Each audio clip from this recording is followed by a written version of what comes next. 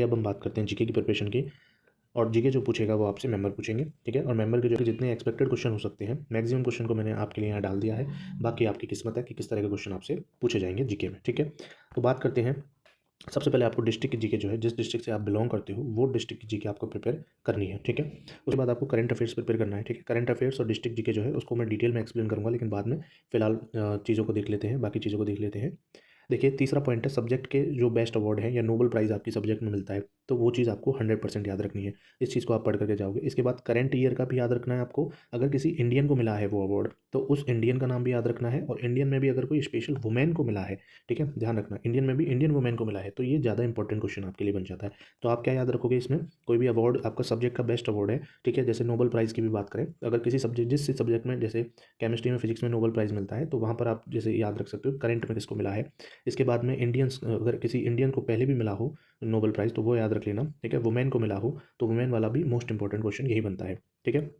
इसके बाद आता है सब्जेक्ट रिलेटेड लेटेस्ट रिसर्च जो चल रही है आपके सब्जेक्ट में।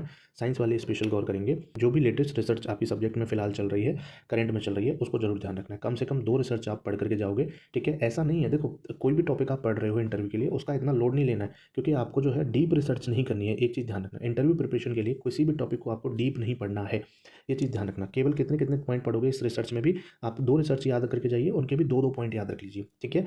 अच्छा, ऐसा क्यों है? ऐसा इसलिए है कि अगर ये क्वेश्चन पुट अप होता है आपसे, तो आप वहाँ कुछ ना कुछ इसके बारे में बोल सको, ठीक है। आप कुछ ना कुछ इसका आंसर जो है वो दे सको, आप चुप नहीं रहो, आप इस पे सॉरी नहीं बोलो। इस चीज़ इसलिए मैं आपसे कह रहा हूँ कि इसके लिए आपको क्या करना है, आप केवल और केवल 2 रिसर्च आप प्रिपेयर कर लीजिए जो आपकी करंट में चल रही है, और केवल उनके बारे में 2-2 पॉइंट डिस्कस जो है आप कम याद कर लीजिए, उससे ज़्यादा आपको याद नहीं करने की ज़रूरत नहीं पड़ेगी, ठीक है। आगे चलते हैं। आगे देखिए, जैसे कि राजस्थान में भी न्यू डिस्ट्रिक्ट का फॉर्मेशन हुआ है, तो उनकी इन्फॉर्मेशन याद रखनी है। न्यू डिस्ट्रिक्ट में आप क्या याद रख सकते हो, नई डिस्ट्रिक्ट कौन सी किससे अलग होकर के बनी है वो ध्यान रखनी है।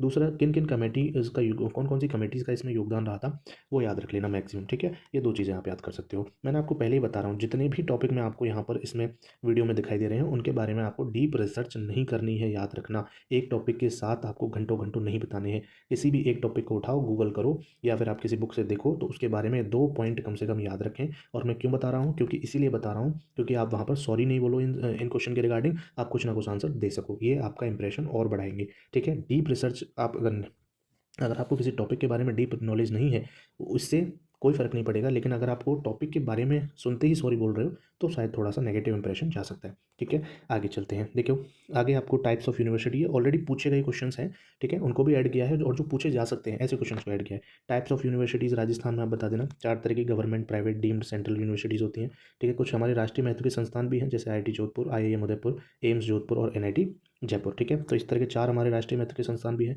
अगर आपसे ये पूछ ले कि गवर्नमेंट यूनिवर्सिटी कौन सी है, तो किसी भी यूनिवर्सिटी का नाम ले देना, बहुत सारी हैं। प्राइवेट भी बहुत सारी हैं। डीम्ड पूछ ले, तो डीम्ड में जैसे कि आपकी वनस्थली विद्यापीठ टोंक वाली हो गई, ठीक है। या फिर आप और सर्च कर सकते हो, 5 से 7 डीम्ड यूनिवर्सिटीज़ हैं राजस्थान में, उनका नाम याद रख लेना, किन्हीं 2 का नाम याद रख लेना। सेंट्रल यूनिवर्सिटी की बात करें, केवल एक ही है, जो कि अजमेर में है।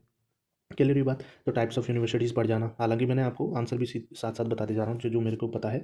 इसके बाद देखो, why you want to be an assistant professor, तो ये भी एक बेसिक क्वेश्चन है, तो इसको भी प्रिपेयर कर जाना, ठीक है। हालांकि वैसे अभी तक मैं किसी भी कैंडिडेट से ये सवाल हुआ नहीं है, लेकिन आपको तो प्रिपेयर करके जाना है, क्या पता आपसे ही हो जाए, ठीक है। एक तो ये चीज़, दूसरी चीज़ ये है, असिस्टेंट प्रोफेसर की जो जॉब प्रोफाइल है उसे जरूर देख करके जाना, ठीक है।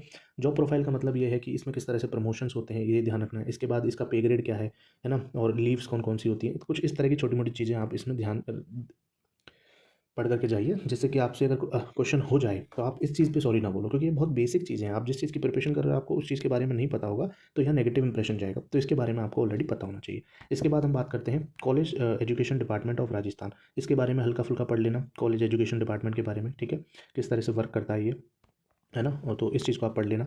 इसके बाद में बुक्स नेम याद रखना, जो पेपर आप प्रिपेयर करके गए हो, मान लो आप 3 पेपर प्रिपेयर करके गए, और आपने इन तीनों पेपर को बताया कि सर मैं ये 3 पेपर प्रिपेयर करके आया हूँ, तो आपको इन तीनों पेपरों से रिलेटेड जो बुक के नाम है, अच्छी स्टैंडर्ड बुक है, ठीक है, उनके नाम आपको बताना है।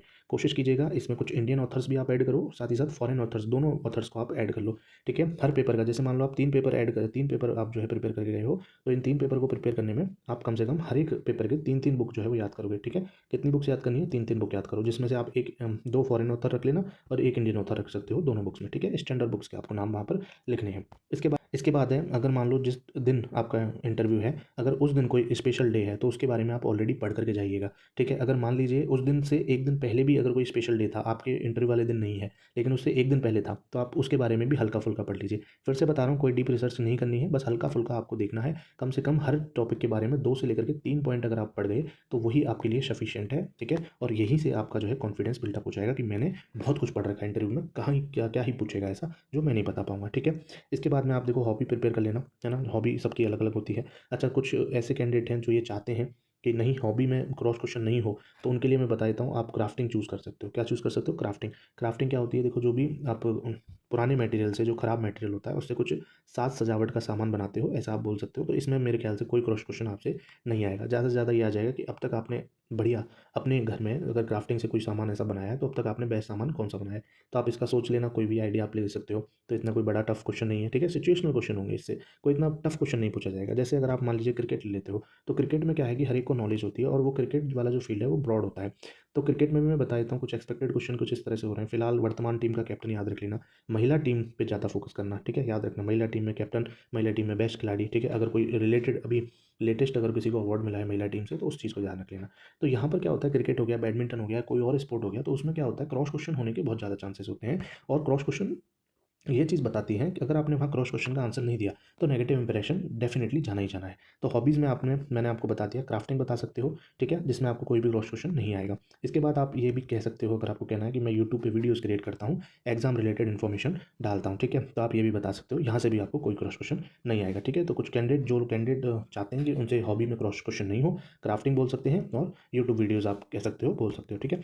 अच्छा, इस तरह के ऑप्शन हॉबी में और भी हो सकते हैं। अगर आप चाहोगे तो मैं कमेंट सेक्शन में या डिस्क्रिप्शन में और इस तरह की जो हॉबी है जिनमें क्रॉस क्वेश्चन नहीं होगा, इस तरह के क्वेश्चन में इस तरह की हॉबी जो है मैं डाल दूंगा, ठीक है। आगे चलते हैं, ये जरूर प्रिपेयर करके जाना है, स्ट्रेंथ और वीकनेस, ठीक है। कम से कम तीन स्ट्रेंथ और 3 वीकनेस जो है आप प्रिपेयर करके जाओगे, ठीक है। और कि हर कोई व्यक्ति अपने अपने हिसाब से स्ट्रेंथ और वीकनेस डिसाइड कर सकता है। और मैं कहूँगा इसमें आप जितना ऑनेस्ट रह सको उतना ऑनेस्ट रहने की कोशिश कीजिएगा, ठीक है। आपको चलिए अब बात करते हैं डिस्ट्रिक्ट जीके की, ठीक है। तो डिस्ट्रिक्ट जीके को थोड़ा डिटेल में देख लेते हैं कि डिस्ट्रिक्ट जीके की प्रिपरेशन और आपको किस तरह से करनी है और आप उसमें कौन कौन से टॉपिक आप जो है पढ़ोगे। तो सबसे पहले डिस्ट्रिक्ट जीके में आप प्रिपेयर करोगे आर्ट एंड कल्चर, ठीक है। आर्ट एंड कल्चर में भी आप सबसे पहले आप इनको स्ट्रॉन्ग बनाओगे कि अगर आपके डिस्ट्रिक्ट में कोई फेमस मंदिर है, कोई किला है, कोई दुर्ग है, ठीक है, या कोई महल है, तो पहले आप इन्हें सबसे इंपॉर्टेंस दोगे, ठीक है। सबसे पहले आप इन 3 चीज़ों को प्रिपेयर करोगे, कोई मंदिर है, कोई किला है या कोई महल है, ठीक है। इसके बाद में आपके लोकगीत हो गए या लोक नृत्य हो गए, ठीक है, लोक वाद्य यंत्र हो गए, तो आप इन चीज़ों को प्रिपेयर करें। इसके बाद में आप संत संप्रदाय,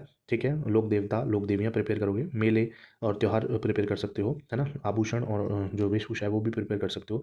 कोई रीति रिवाज है ना, कोई स्पेशल आपकी भाषा है वहाँ की, तो इन पे क्वेश्चन आपसे हो सकता है। इसके बाद लिटरेचर साहित्य पे भी आपसे क्वेश्चन जो है किया जा सकता है, ठीक है। अब देखो, ये आपके लिए कोई टफ चीज़ नहीं है ना। आप ये करोगे कि इतने सारे टॉपिक हैं, तो ये आपके लिए कोई टफ चीज़ नहीं है, ध्यान रखना, है ना। ये क्या है, बहुत सिंपल चीज़ है, क्योंकि जब असिस्टेंट प्रोफेसर का एग्जाम होता है तो उसमें जीके का थर्ड पेपर होता है कि नहीं होता।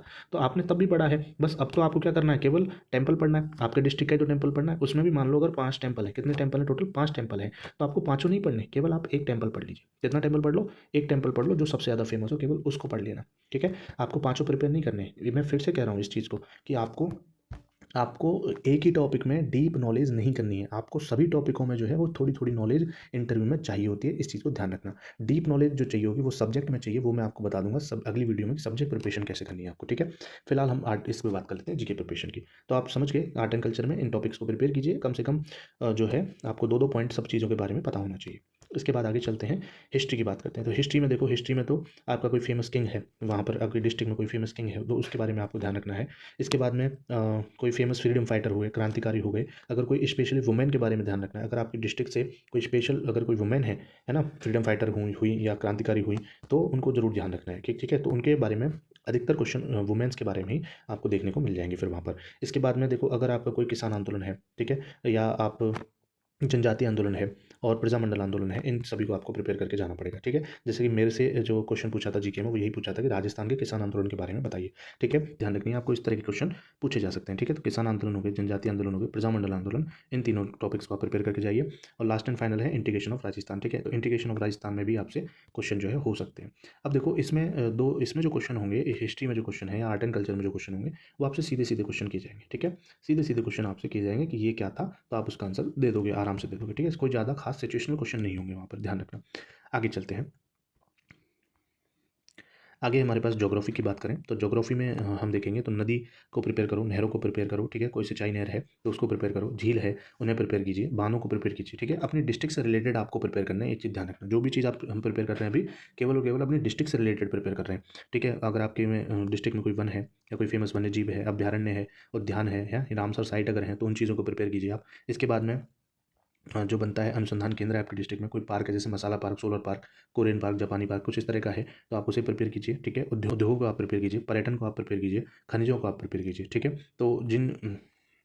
तो अपनी डिस्ट्रिक्ट में ज्योग्राफी प्रिपेयर करनी है तो इन टॉपिक्स को आप मस्ट है, आप इन टॉपिक्स को प्रिपेयर करना ही करना है, क्योंकि इन टॉपिक्स बहुत फेमस टॉपिक होते हैं, नदी, नहर, झीलें, बांध, वन्यजीव अभ्यारण्य, उद्योग, पर्यटन, खनिज, ठीक है। तो ज्योग्राफी में आपको इस तरह के टॉपिक्स जो हैं अपनी डिस्ट्रिक्ट से रिलेटेड प्रिपेयर करने हैं। और फिर मैं बता रहा हूँ आपको एक एक दो दो पॉइंट हर टॉपिक के बारे में आपको जानना है, आपको कोई भी डीप नॉलेज लेने की आवश्यकता नहीं है, ठीक है। आगे बात करते हैं पॉलिटिक्स साइंस की बात करें तो पॉलिटिक्स में आपको क्या पढ़ना है, देखो आपके प्रमुख चर्चित व्यक्ति आपको पढ़ने हैं, ठीक है, चाहे वर्तमान में आपके यहाँ से मंत्री हों वो उनका नाम याद रखना है, वर्तमान में सांसद हो उनका नाम, और अगर कोई आपके प्राचीन उसमें समय में पूर्व मंत्री रह चुके हैं, पूर्व सांसद रह चुके हैं आपकी डिस्ट्रिक्ट से, या अगर आपकी डिस्ट्रिक्ट से अगर कोई पूर्व मुख्यमंत्री रह चुका है या फिर कोई ऐसा पॉलिटिकल चेहरा आपके डिस्ट्रिक्ट से रह चुका है तो उसके बारे में आपको जरूर पढ़ करके जाना होगा, ठीक है। आप मेरी बात समझ गए होंगे कि आपके डिस्ट्रिक्ट में अगर वर्तमान में कोई प्रमुख चेहरा है, पॉलिटिकल पार्टी से जुड़ा हुआ है, ठीक है, या फिर पहले रह चुका है तो आपको दोनों ही चीज़ें जो है पढ़नी है आपकी डिस्ट्रिक्ट से रिलेटेड, ठीक है। फिर एक चीज़ आप याद रखोगे कि जिले में वर्तमान में कौन क्या है, ठीक है, आपके यहाँ का कलेक्टर का नाम क्या है, आपके यहाँ के एसपी का नाम क्या है, ठीक है, मंत्री का नाम क्या है, आपके यहाँ के विधायक का नाम क्या है, ये पूछा जा सकता है। अगर आपके यहाँ से कोई विधायक मंत्री है तो उसका विभाग कौन सा है वो चीज़ आपको ध्यान में रखनी है ना। तो ये चीज़ें क्लियर आपको करनी है, जिले में वर्तमान में आपके कौन क्या क्या है उनके नाम जो है थोड़े थोड़े देख लेना, ठीक है। इसके बाद करंट अफेयर्स की, ठीक है, करंट अफेयर्स में जो पूछा जाएगा आपको, देखो करंट अफेयर्स तो बहुत हो गई कि अब तक की पढ़ें, केवल 15 दिन तक की, ठीक है। आपको कुछ नहीं करना है, आपको इंटरव्यू डेट से लेकर के 15 दिन तक की करंट अफेयर पढ़नी है, ठीक है। जैसे मान लीजिए आपका इंटरव्यू जो है वो 20 जुलाई को है, मान लेते हैं कि आपका इंटरव्यू 20 जुलाई को है, तो आप जो है वो 5 जुलाई से लेकर के 20 जुलाई तक की करंट अफेयर्स पढ़ेंगे, ठीक है। करंट अफेयर्स में क्या करना है, कैसे पढ़ें करंट अफेयर्स, ऐसा लोड नहीं लेना है कि किसी टीचर से जाकर के करंट अफेयर्स पढ़ रहे हो, केवल और केवल न्यूज़पेपर रीड करना है, ठीक है। जो भी आपके घर पर न्यूज़पेपर आता हो केवल और केवल वो न्यूज़पेपर आप रीड करेंगे 15 दिन तक, ठीक है। 15 दिन पहले से ही आप रीड करने शुरू हो जाओगे और जिस दिन इंटरव्यू है उस दिन भी आप जो है करंट अफेयर यानी कि न्यूज़पेपर जो है वो पढ़ करके आप जाओगे, क्लियर, बात हुई क्लियर। तो करंट अफेयर में इतना लोड नहीं लेना कि क्या पढ़ना है, तो करंट अफेयर्स मस्ट है भाई, पढ़ के ही जानी पड़ेगी आपको, क्योंकि करंट अफेयर से ही क्वेश्चन पूछे जाएंगे, ध्यान रखना, ठीक है। आगे चलते हैं, अब हम बात कर लेते हैं आपके जो बोर्ड मेंबर्स हैं, ठीक है, वो कौन कौन आपके बोर्ड मेंबर्स हो सकते हैं। तो देखो एक तो अभी नए आरपीएससी के चेयरमैन घोषित किए हैं फिलहाल, वो है U R Sahu, Utkal Ranjan Sahu sir, ठीक है। अभी इनका पता नहीं है कि ये इंटरव्यू ले रहे हैं या नहीं ले रहे हैं, ठीक है। जैसे ही क्लियर होगा तो इनके भी जो किस तरह के क्वेश्चन पूछ रहे हैं इस ट्रेंड को भी जो है मैं आपके साथ वीडियो बना करके टेलीग्राम पे शेयर कर दूंगा। लेकिन बाकी जो मेंबर्स हैं उनका मेरे पास एक डेटा है और सैम्पल साइज़ अच्छा है, जिससे मैं आपको बता सकता हूँ कि आपको कौन टफ है और कौन ज़्यादा ईजी आपको पढ़ने वाला है। देखो जितने भी लेडीज़ मेंबर हैं जैसे कि हमारी संगीता मैम है और मंजू मैम है, दोनों ही जो लेडीज़ मेंबर हैं वो बहुत ही ईजी इंटरव्यू कर रही हैं बाकियों की तुलना में, ध्यान रखना, ठीक है। ईजी इंटरव्यू से मेरा मतलब है कि अगर आपका इंटरव्यू एवरेज जाता है या एवरेज से भी बेकार जाता है तो आपके 10 मार्क्स तो कहीं नहीं गए, ध्यान रखना। ये मार्क्स जो है वो आपकी इंटरव्यू में पर्सनैलिटी के ही मार्क्स आपको इतने मिल जाएंगे। कहने का मतलब ये है कि संगीता मैम या मंजू मैम का अगर बोर्ड है आपके पास तो क्या होगा कि आपका अगर इंटरव्यू बेकार से बेकार भी जाता है तो आपके 8 से 10 नंबर जो है वो कहीं नहीं गए, बिलीव करना मेरे पास, ठीक है। और अब तक आप किसी भी सब्जेक्ट का रिजल्ट आप उठा करके देखोगे और किसी भी सेलेक्टेड कैंडिडेट से पूछोगे तो मैक्सिमम जो कैंडिडेट है ना, मैक्सिमम कैंडिडेट वो आपको इन्हीं दो बोर्ड से देखने को मिलेंगे, संगीता मैम का और मंजू मैम का। देखो ऐसा क्यों है, उसका रीज़न है, उसका रीज़न ये है कि ये दोनों मंजू मैम और संगीता मैम जो है वो इतना टफ इंटरव्यू जो है वो नहीं ले रहे हैं, ठीक है। आपसे अगर जीके पूछ रहे हैं ये लोग तो बहुत सिंपल जीके पूछ रहे हैं, ठीक है, सीधे सीधे क्वेश्चन पूछ रहे हैं कि ये है कि अपनी डिस्ट्रिक्ट में ये बताओ ये क्या होता है, तो वो आप बता दोगे। लेकिन सिचुएशनल क्वेश्चन जो है वो केवल और केवल वो 3 बोर्ड मेंबर पूछ रहे हैं, ठीक है।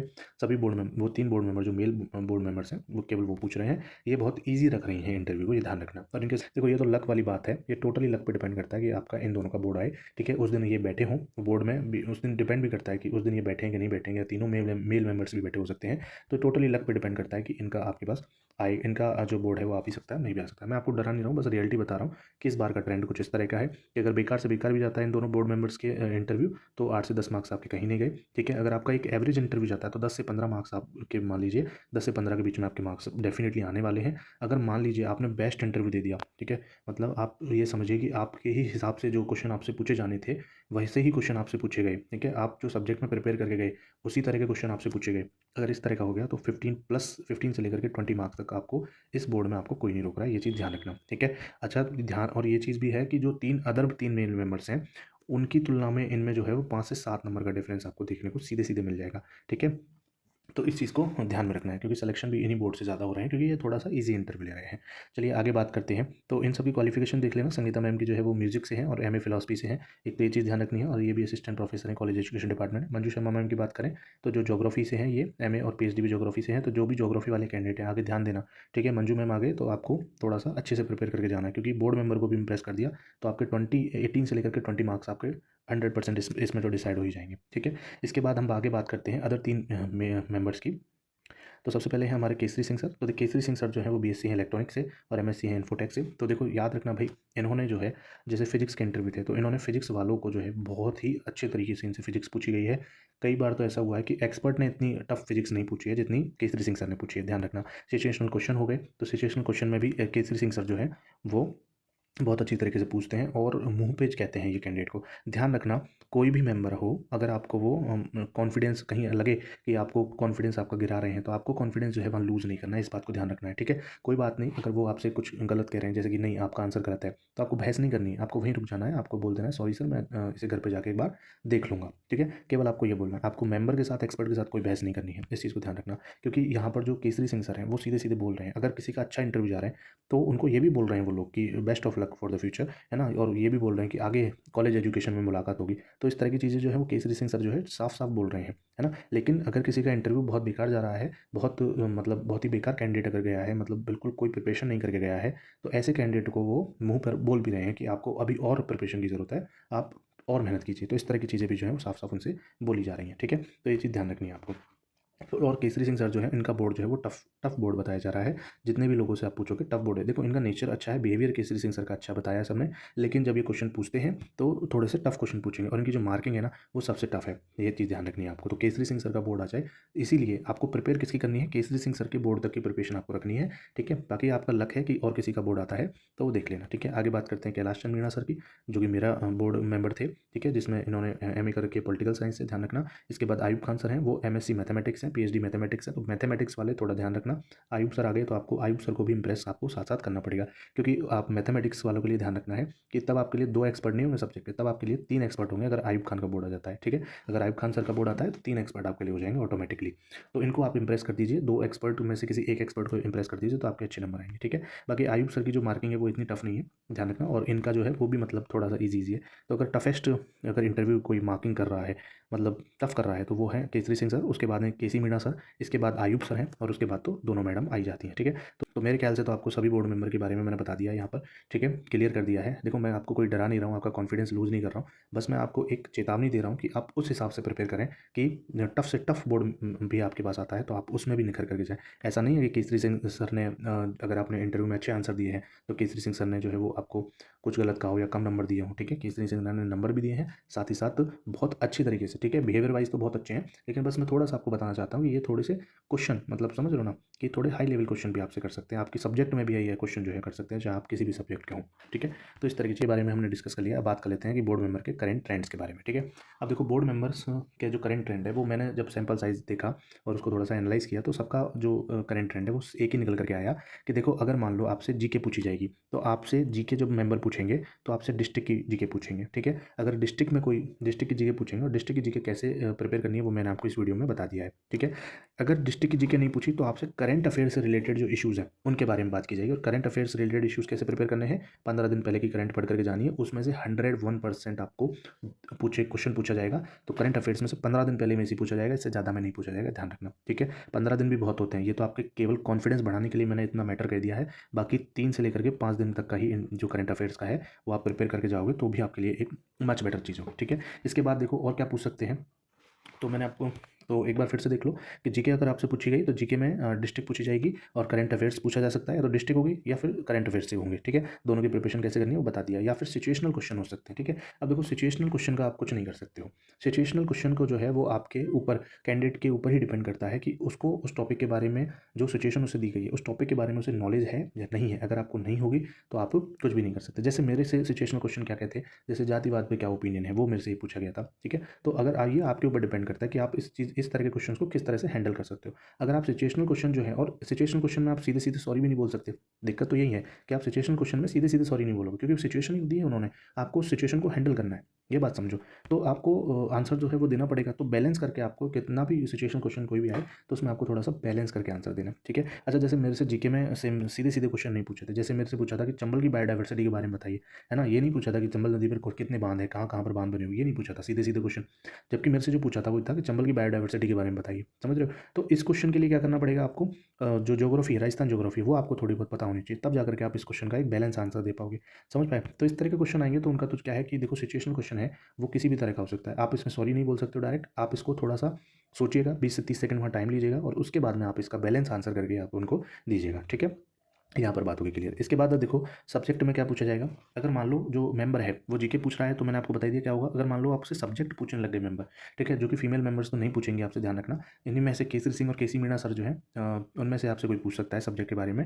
तो प्रैक्टिकल क्वेश्चन आपसे पूछे जाएंगे अगर आप साइंस से हो। जैसे हम फिजिक्स से हैं तो हमारा जो मेंबर्स हैं, सभी मेंबर, पाँचों मेंबरों ने जो साइंस से प्रैक्टिकल क्वेश्चन पूछे थे वो रेफ्रिजरेटर के बारे में पूछे थे, एसी से रिलेटेड क्वेश्चन पूछे थे, हीटर से रिलेटेड क्वेश्चन पूछे थे, ठीक है। तो इन 3 चीज़ों से रिलेटेड जो है वो क्वेश्चन पूछे थे, ठीक है। तो इसी तरह से आपके अगर सब्जेक्ट में कुछ इस तरह के प्रैक्टिकल क्वेश्चन बनते हैं तो इस तरह के प्रैक्टिकल क्वेश्चन को देख करके जरूर जाना, ठीक है।